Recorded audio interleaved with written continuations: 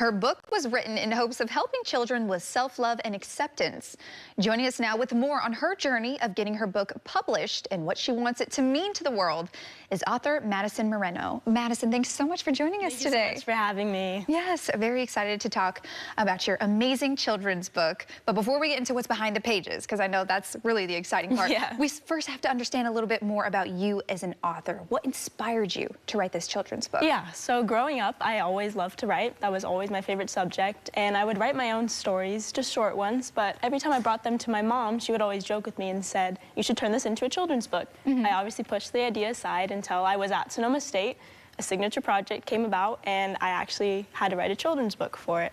And so with the help of my professor, who was also a published author at the time, I was able to present the idea to my class and got a lot of positive feedback on it to go ahead and turn it into a real story. Oh, that's so exciting. That's pretty cool, too. So it originally started as a college project. Yeah, it did. And then your childhood dreams kind of came to life from there. They really merged together, so it was really cool to see. Wow, that's really amazing, too. I love that, you know, it took you that way. Your journey took you through college to publish your first book.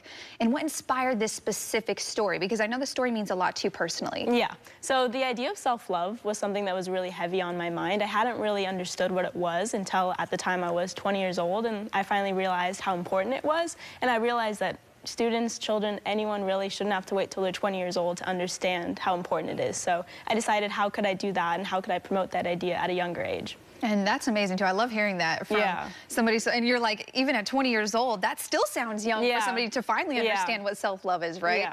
So amazing things that you're doing to help promote so much self-love. Let's get into the pages behind the book. You gave us some insights, so I know there's a lot of self-love in there. But what is the story behind this children's book? Yeah, so the main character is Sunny Sunflower, and as I mentioned, she's going through the story, and she's starting to feel really jealous. She's kind of envious of the way other flowers look, and they can do things that she can't. But at the end of the story, there comes a little girl who picks up Sunny and starts naming off all the things that make Sunny special. And that's when Sunny realizes it's okay to be different, it's okay that I don't look like the other flowers, but there's still things about me that make me special. And that's the whole idea that I wanted to promote. That's so beautiful, and that's cute too. I love the fact that you use a flower to symbolize that. How much of your own personal journey would you say is reflected within the pages? A lot, honestly, I would say a lot. There's a lot of characters in there that I named after people that are important in my life, so that's a special aspect I have in it as well.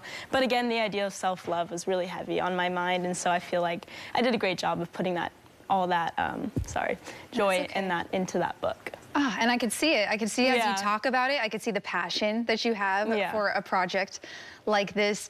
So what is it that you're hoping people, children, not just children, but people of all ages, when they read the pages behind this book, what's the main message you want them to take? The main message is that it's okay to be different. It's okay that you don't look like other people, but it's what is inside that really matters, and it's okay to be unique. And so as I was writing it, and as I go to read to students at different ages, I just hope to promote that idea that it's okay to be who you are, and you don't have to be someone else. And how do kids receive it? When you're sitting there, you're reading it to them, story time, how do they receive the message? They actually have a really positive reaction to it, which really warms my heart, because after I usually read a book, I have a discussion with them, and I'll ask them, so what is the takeaway? What is the message of the book? And more often than not, they're able to tell me, it's okay to be different. Oh, it's okay that I'm unique, and they'll list off reasons why they're unique. And so it really makes me happy that that was the goal and that it was achieved. It has to be super gratifying, too, to just see the message that you're trying to put in there unfold within the kids. So let's talk about self-publishing. That is not an easy thing to do.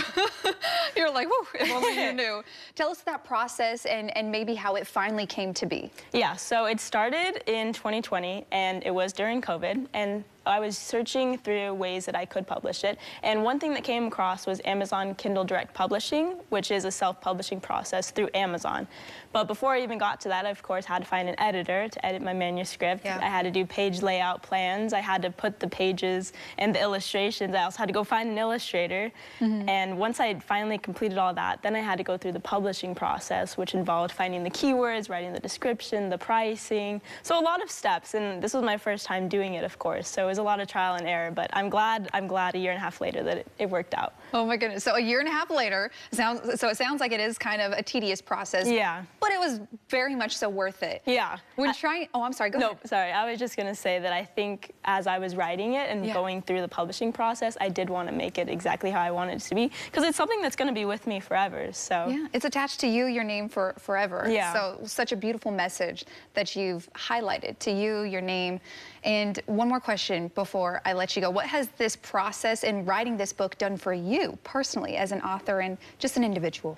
One thing that's really done for me is that when I was in college, I had about one class that was talking about statistics about the diverse authors in the children's book industry, and only 11% were of Hispanic X heritage. And so now me being a part of that 11% is super meaningful, because when I go out and I read my book to students, I'm able to provide them with that representation, even able to inspire them to become authors as well. And so that and promoting the idea of self-love is what I hope to do. Such a beautiful thing that you are doing, Madison. Thank you so much for sharing your book and your story with us. We do appreciate it. Thank you so much. Of course.